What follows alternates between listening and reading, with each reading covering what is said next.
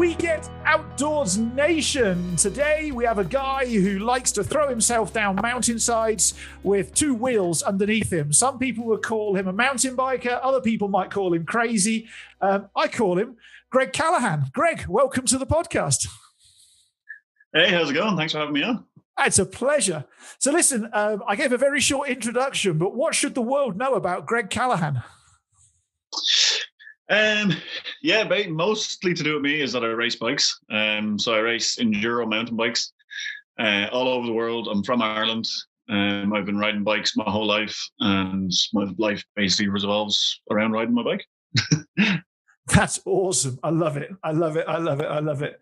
And that's a Red Bull hat on. So let's just get a quick plug in there, because I think they're your sponsors, right?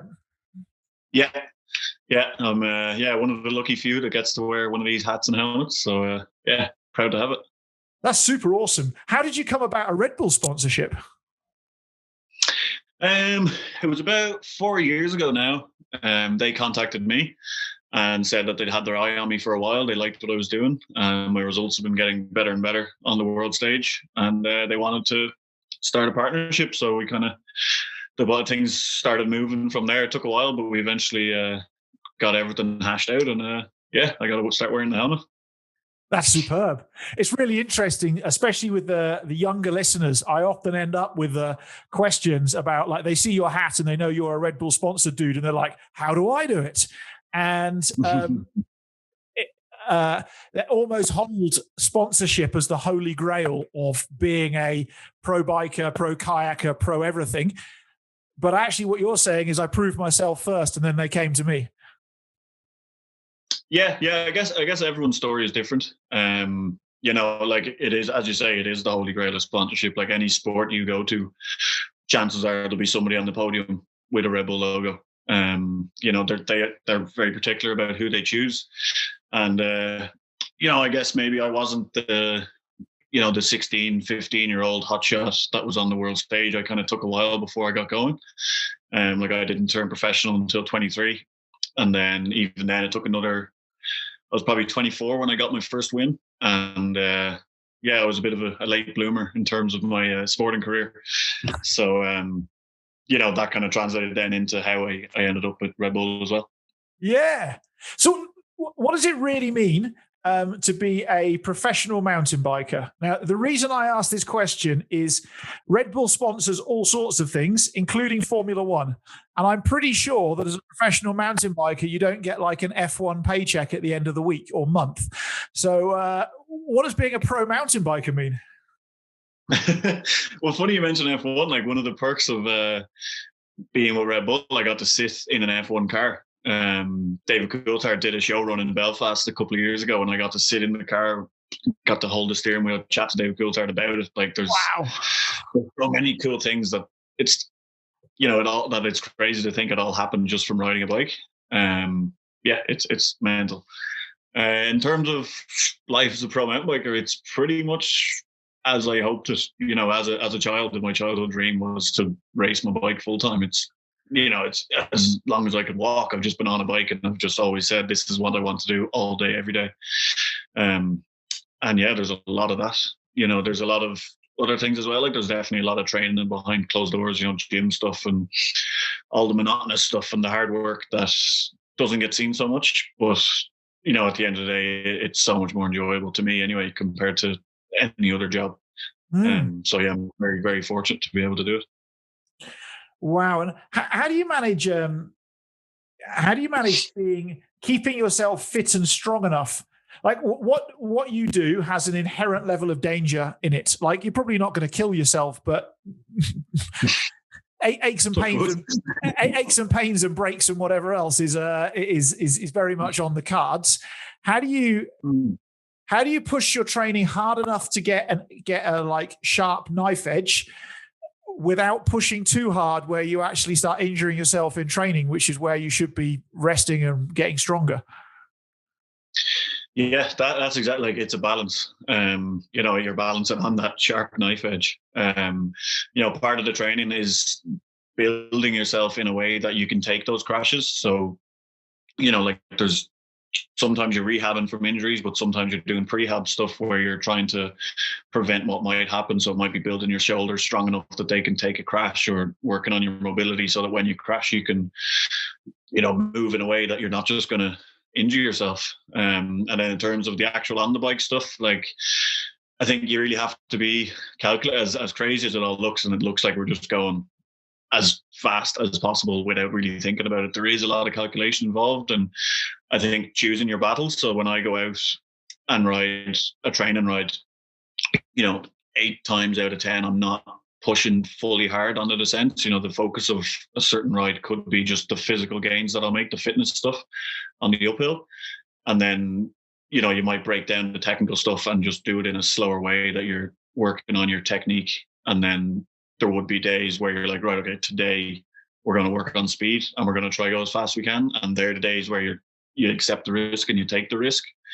But you try do it in a manageable way. You're not, the trail and the variables that come into effect. So you're trying to minimize that risk through all these things, so that when you do turn it on and go fast, there's as little chance as possible for things to go wrong.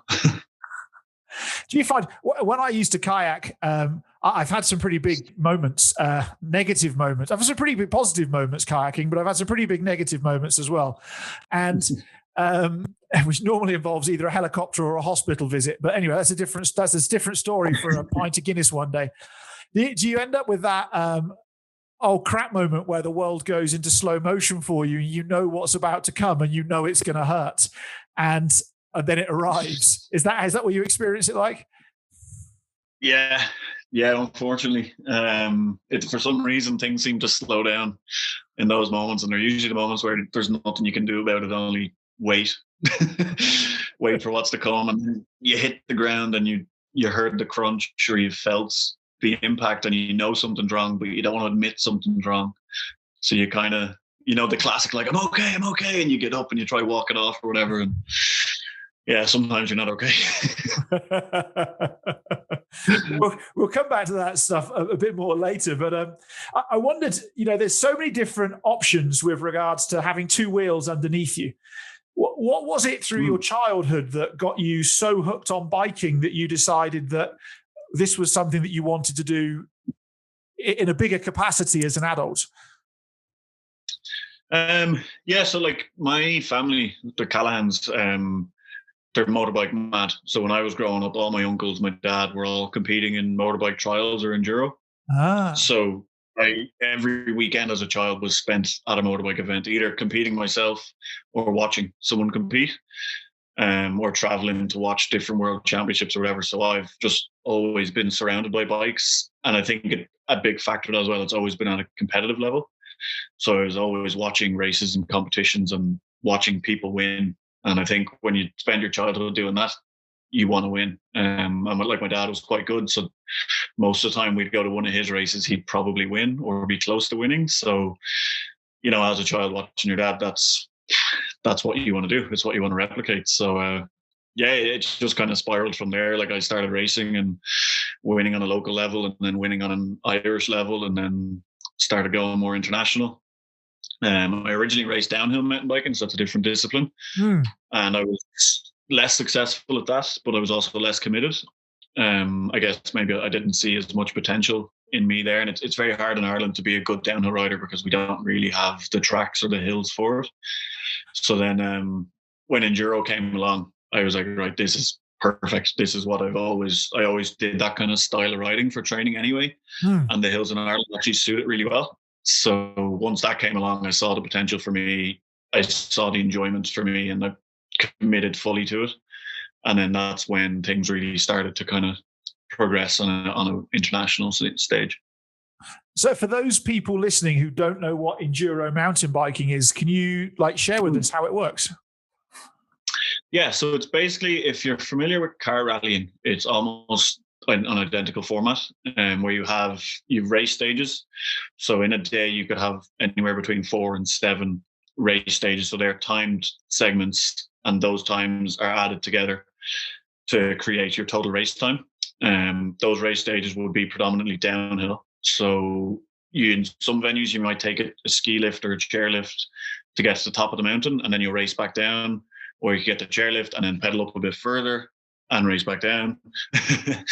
And it's compared to, downhill would be 3-4 minute run, one shot, all or nothing, and that's it. Whereas in enduro, the stages can be up to 20-25 minutes long, and within that you'll have some uphill sections.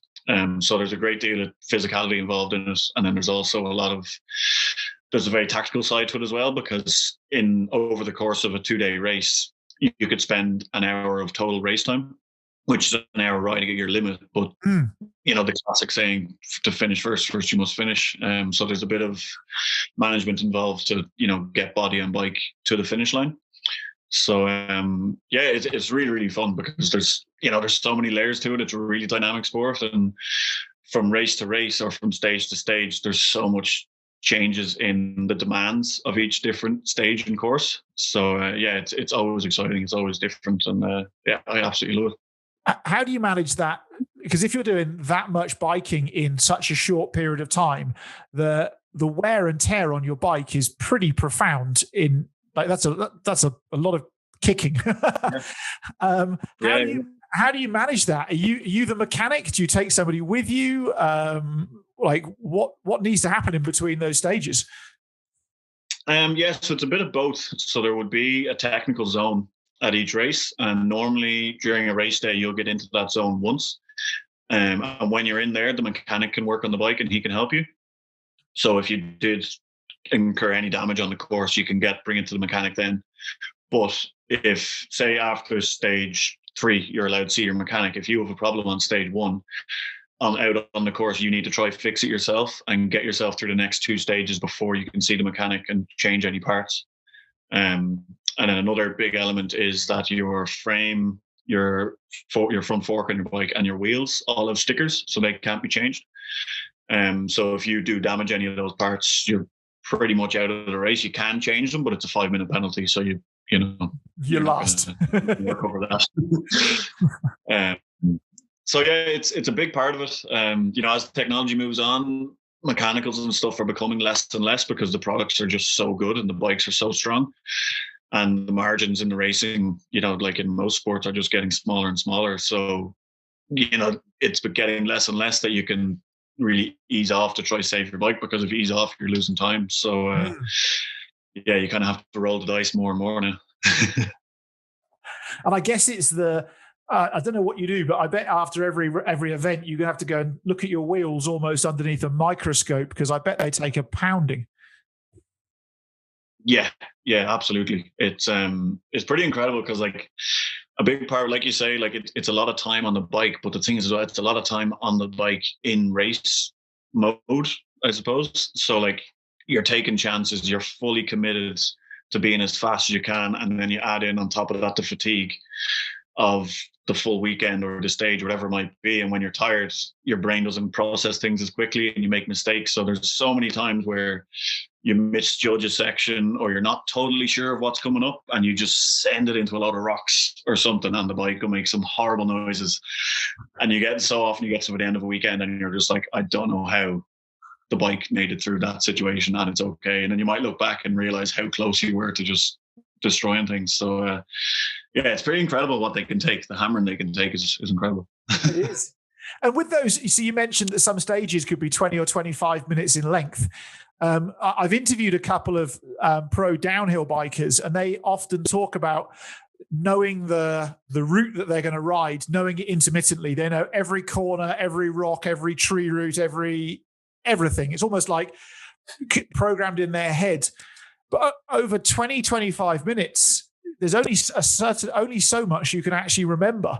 Like, how do you balance that flying by the seat of your pants versus knowing where you're going and what's going on?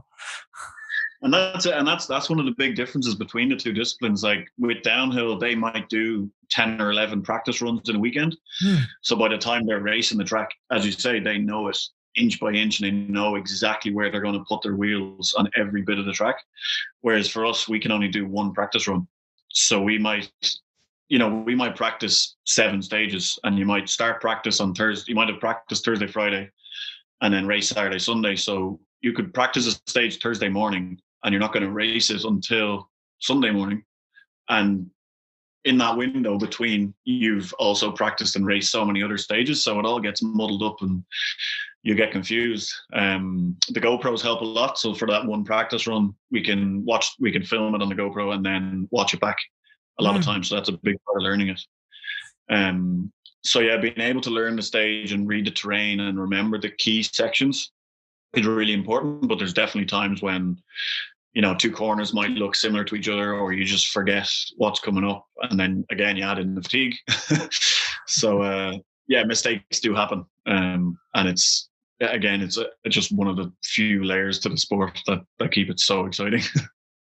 Well, you're right with your analogy about rally car driving. Often some of the most exciting bits is when the car's flying through the air, or when the car's tumbling side over side or end over end because they've screwed a corner up or something.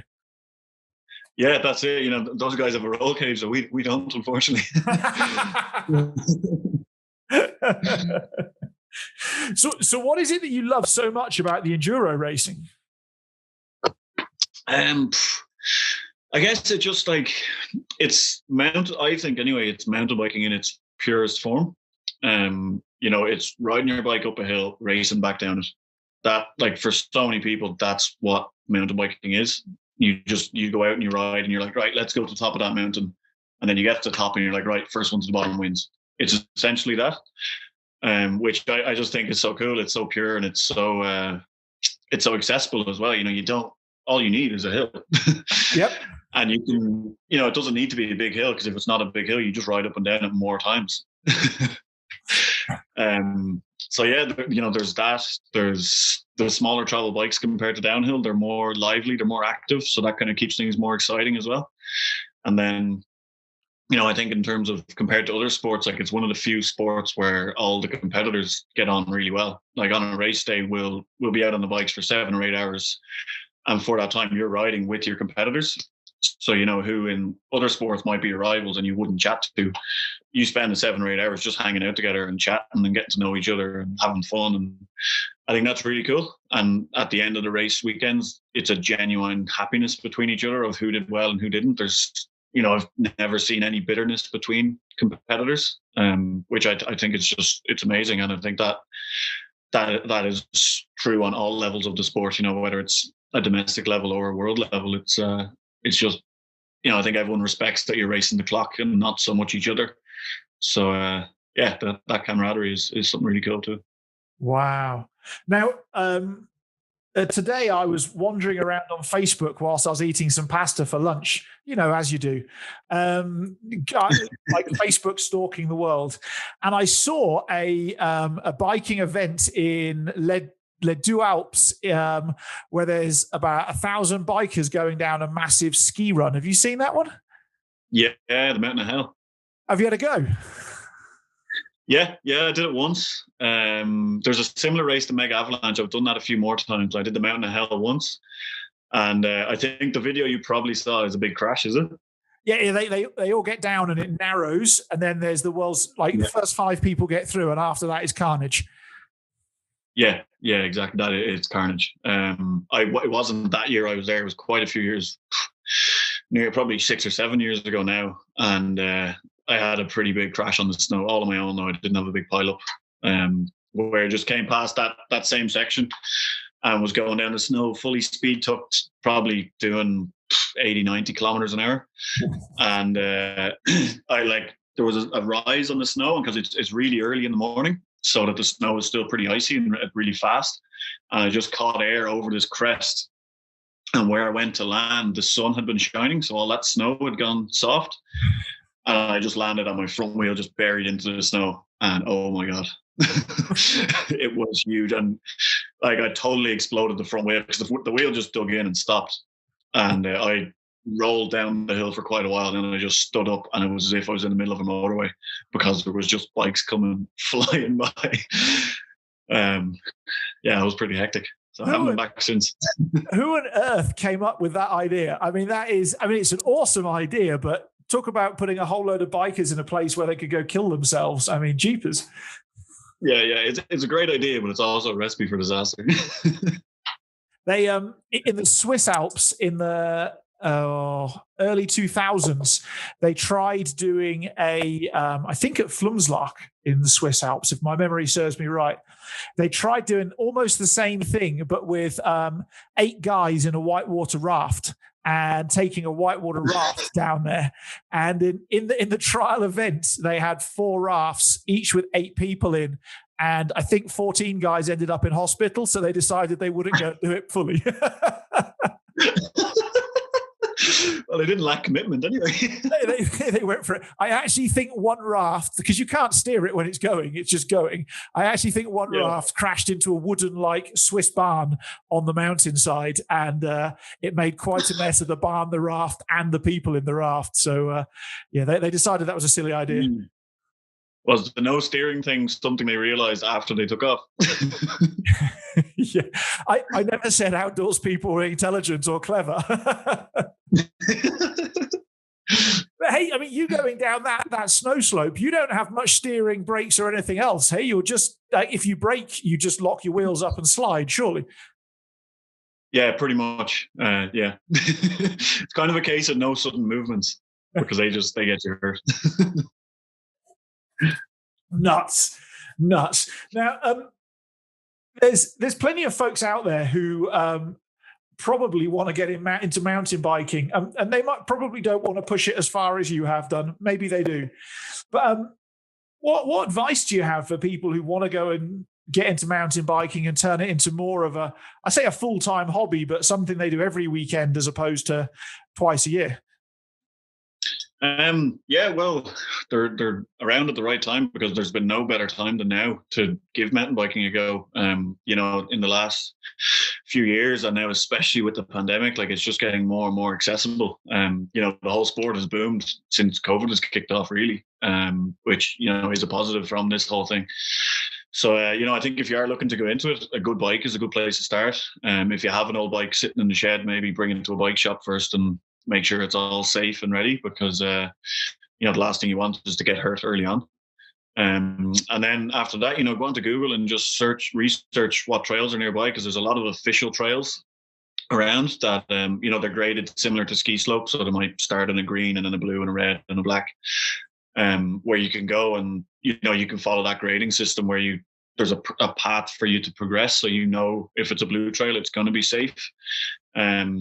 And yeah, like it is safe. There's safe ways of doing it. It doesn't need to be a dangerous sport. So get yourself a bike and get on it. And even if you don't have a bike, there's a lot of places out there where you can rent bikes for a pretty small fee. And you'll love it. Like it's very rare you see someone on a mountain bike not having a good time. So if you've ever thought about it, I would massively recommend giving it a go. The only time I'm not having a good time on a mountain bike is normally the last third of a half-hour climb. That's where I look like grumpy Rob. I like the downhill where gravity takes over. I quite enjoy that bit, but where I'm going against gravity, I wasn't. But that's it. That grumpy time is immediately followed by the best time. So it's worth it. It is. Yeah, It is. And it's funny because if the grumpy time was at the end of the best time, or just when you get to the car at the end of the day, or the van, you probably wouldn't go biking again. But as you said a minute ago, often you ride up the hill to come back down it. I mean, and so you've kind of forgotten the grumpy bit by the time you get back to the car, until you go biking on that trail again.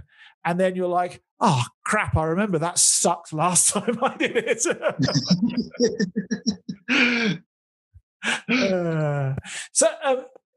Tell me, what's the perfect biking day look like for you? If you could design it and have it. It'd probably be in Whistler in Canada. I've been lucky enough to actually had one of these days, I think, where you start, I suppose the perfect day you get really adventurous. So you probably start the day with a heli drop. Why not? There's no budget or anything. You can spend whatever you like. Yeah, exactly. Let's go wild. So you start off with a heli drop up Rainbow Mountain in Whistler. Epic trail back down, probably like a 40-minute descent. You cruise into town, you'd probably have some lunch, maybe meet some friends, and then go for a bit of a pedal on some other trails outside the town.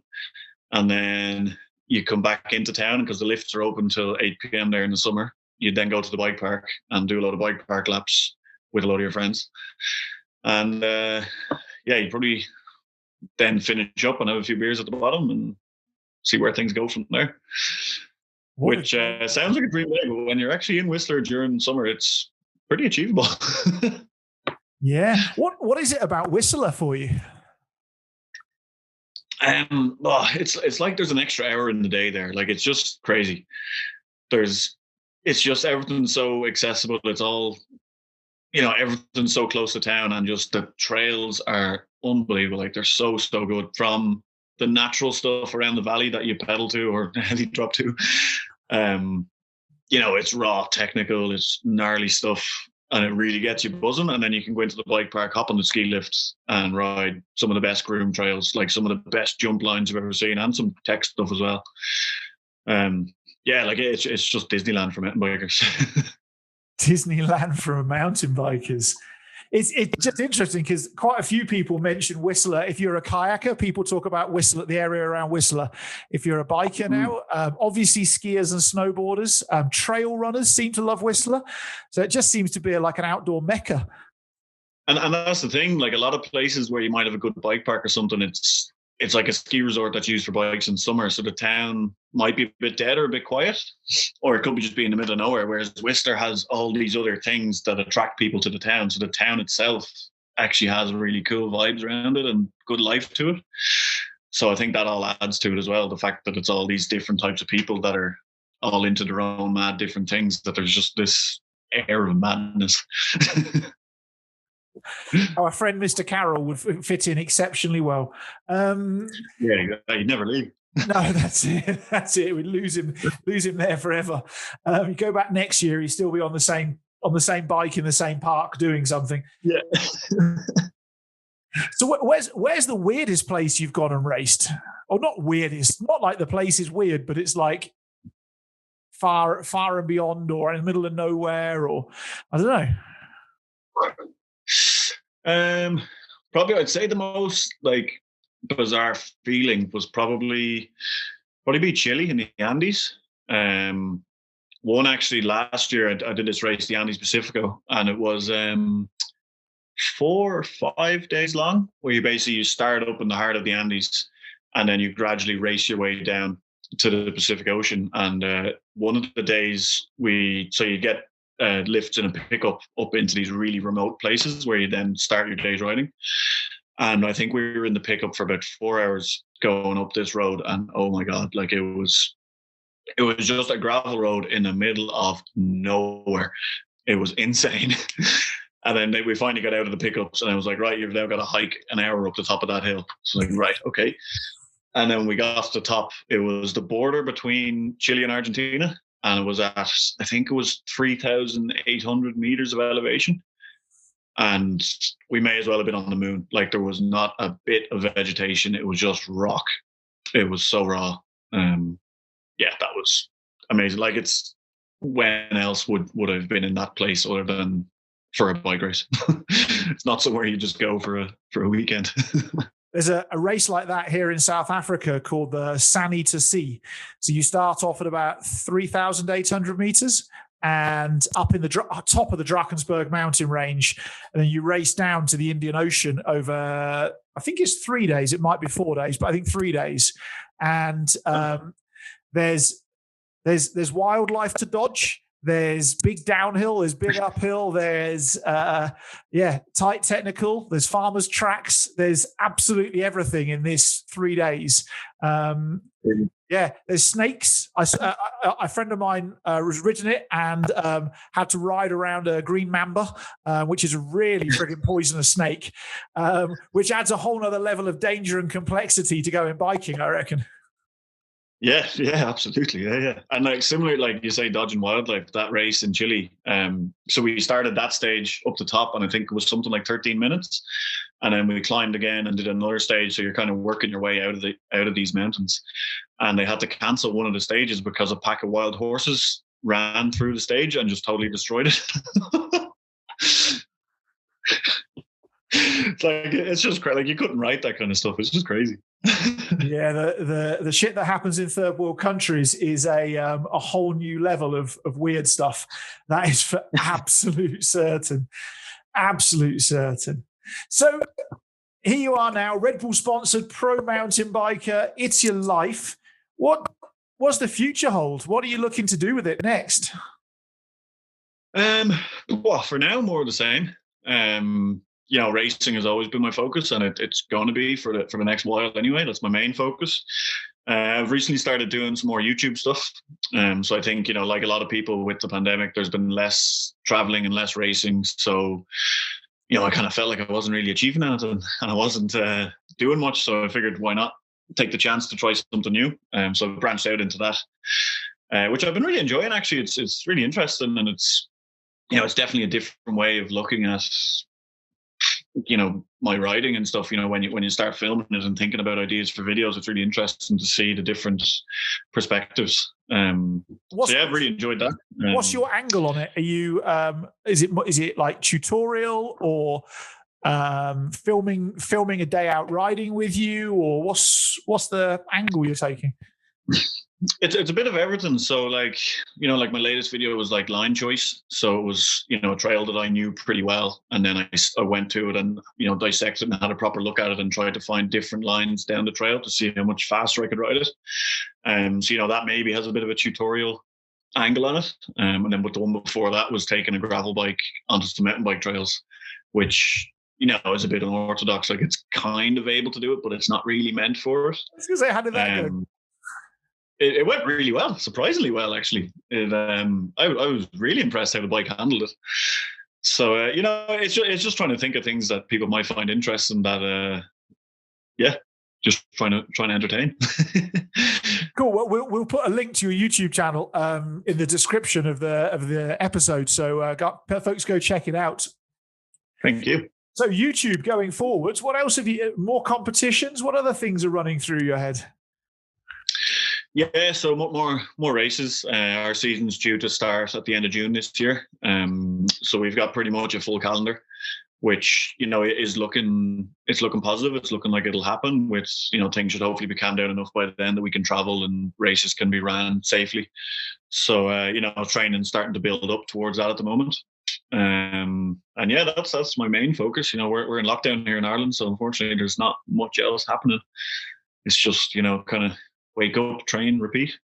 Yeah, that's crazy.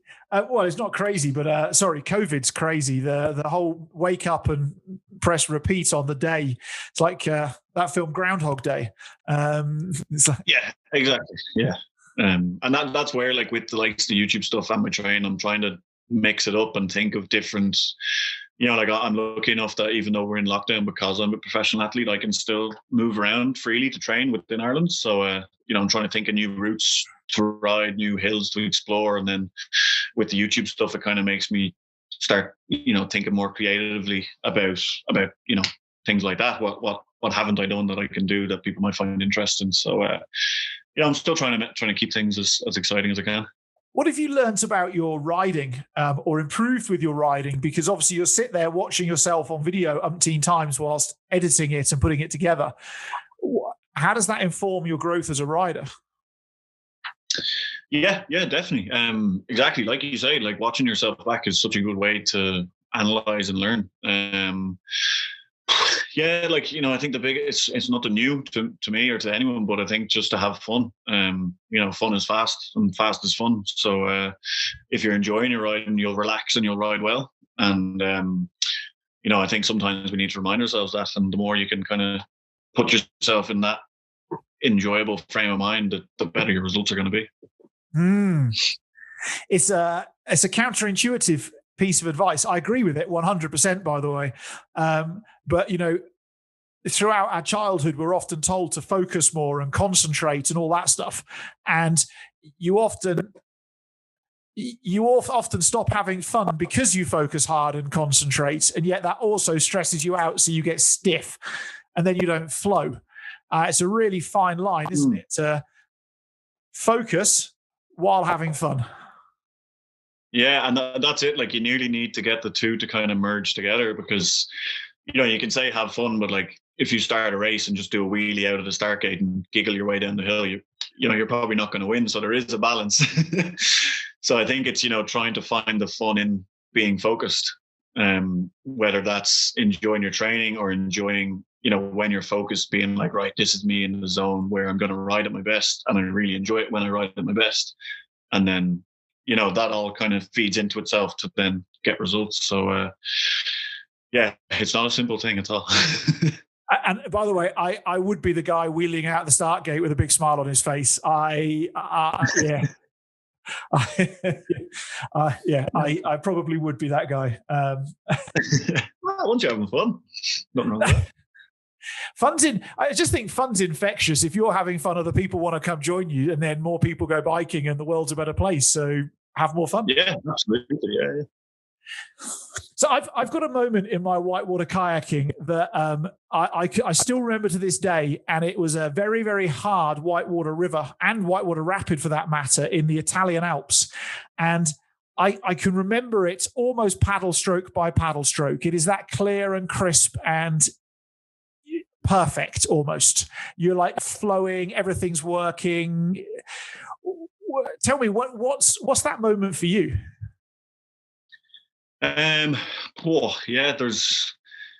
a few, and there's even some moments where you're so in the zone that I don't even know what happened. Like I don't remember. It's as if I wasn't even there.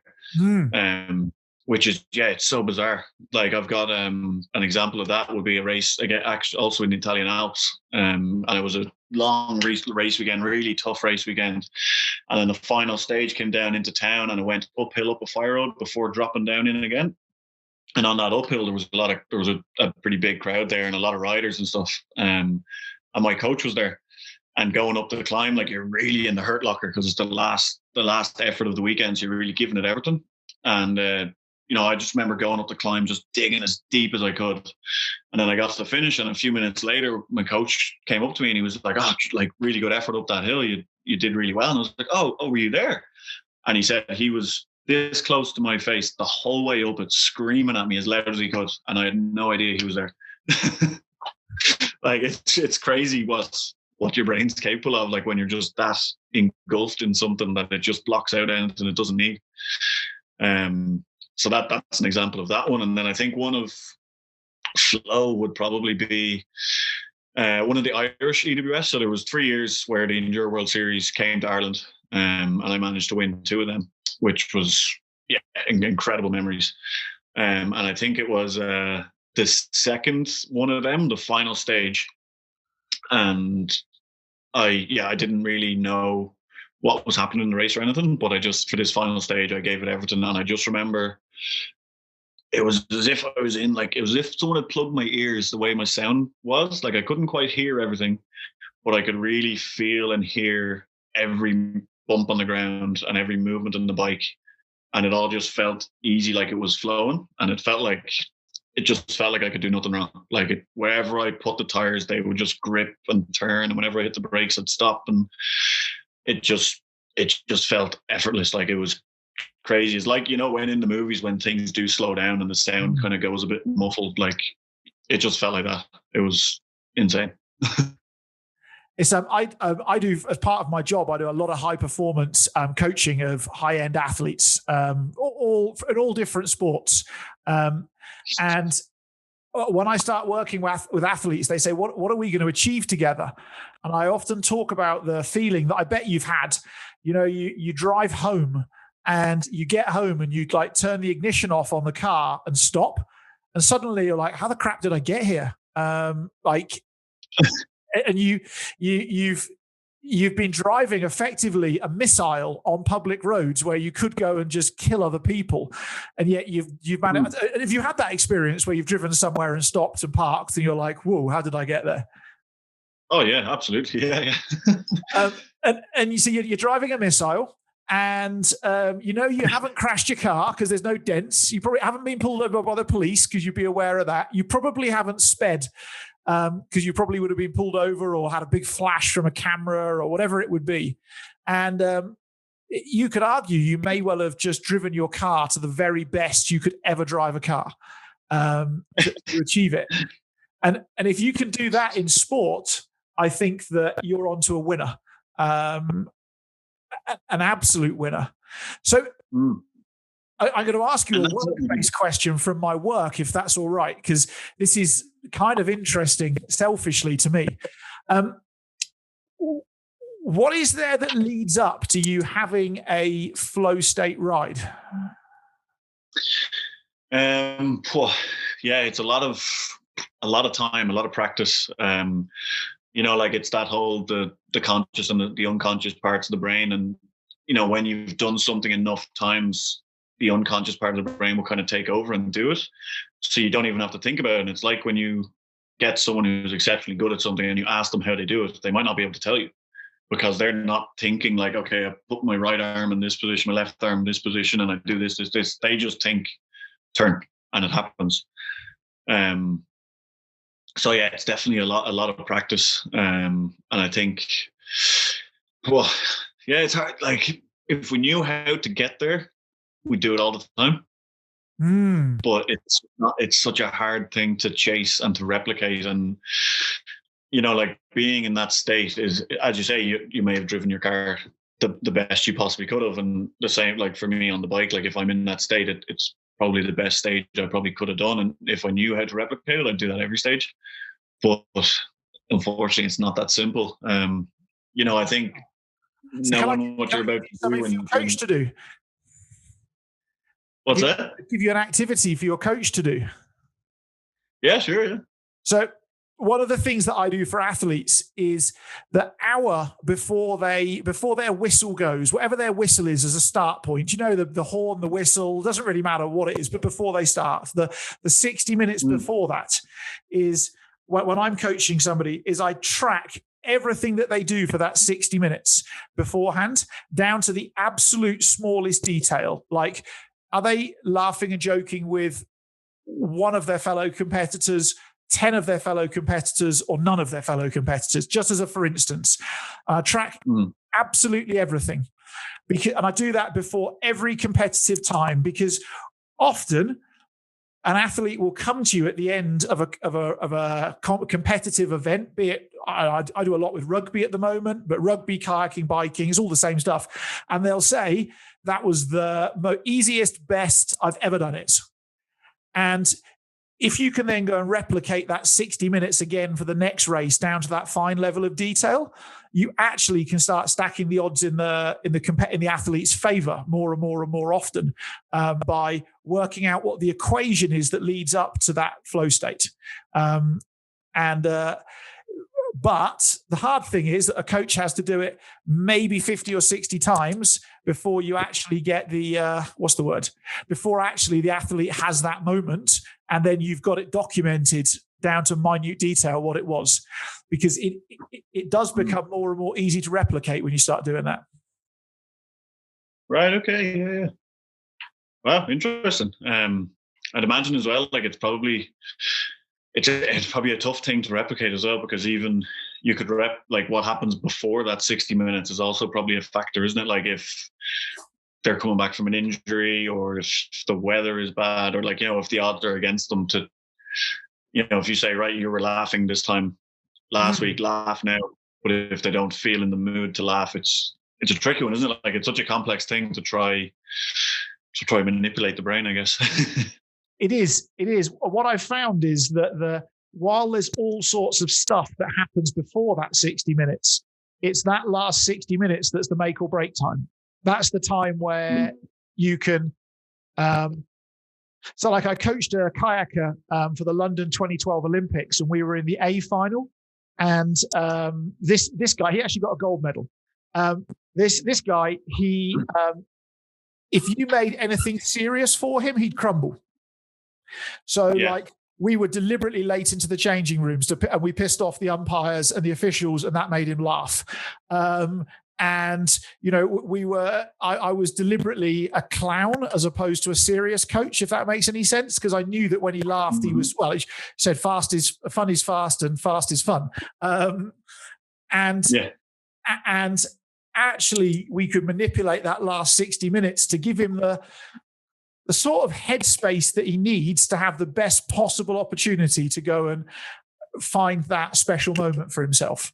And the other thing, of course, you can do with that 60 minutes is if an athlete has a disastrous competitive experience, you start knowing what not to repeat.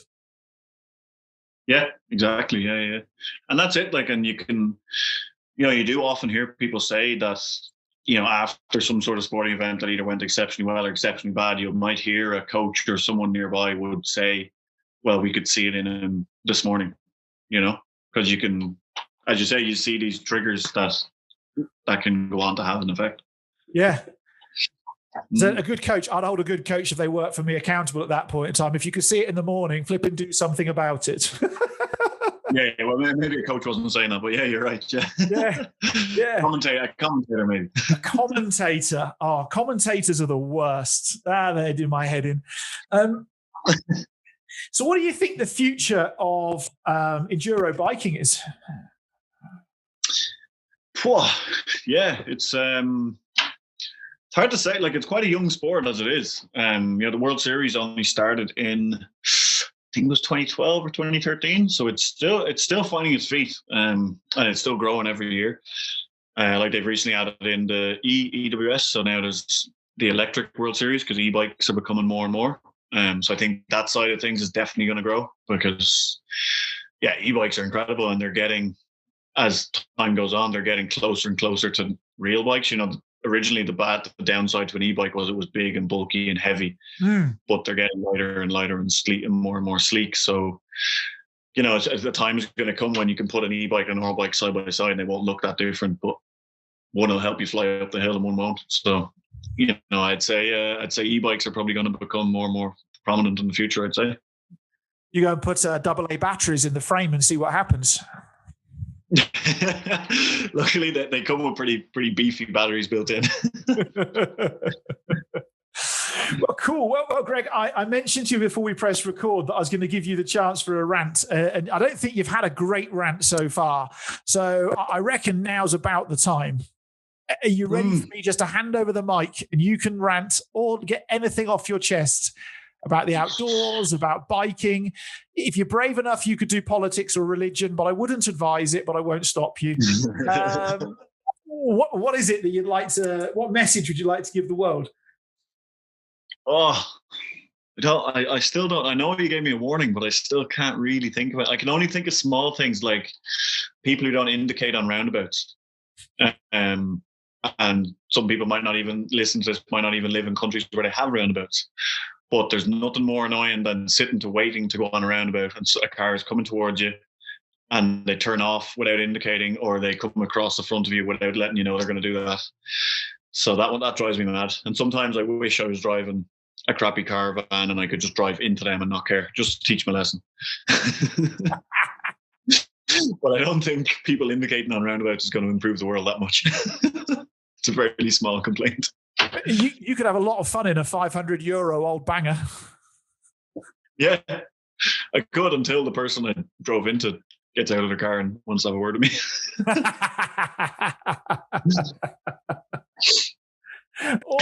You wouldn't do much getting away in the 500 quid banger either. No, that's very true. Yeah, your bike might be faster, actually. Yeah. Cool. Okay, well, we'll stick that as your rant. People, you need to go be more courteous as you drive. Use your indicators. Let people know where you're going and sort your shit out. And look out for cyclists as well, actually. Yeah, that's very, very interesting. Look out for cyclists. I had what's his name? I had Richard Dunwoody, the Irish jockey, on the other week, and something he mentioned was, please bloody look out for people on horseback on the road. If you think you're going slow, reduce it by half because you're still not going slow enough. And I guess with a biker on a road, you need to give them a good meter and a half before you width before as you overtake them.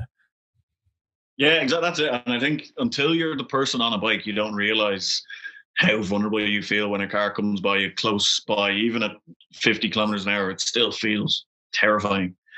I think it's kind of a thing that whenever you're on a bike, you hate cars. Whenever you're in a car, you hate bikes.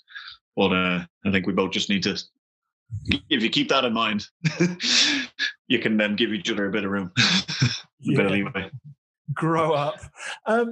Cool. Well, Greg, I just want to say thank you to you from everybody who gets out in the outdoors.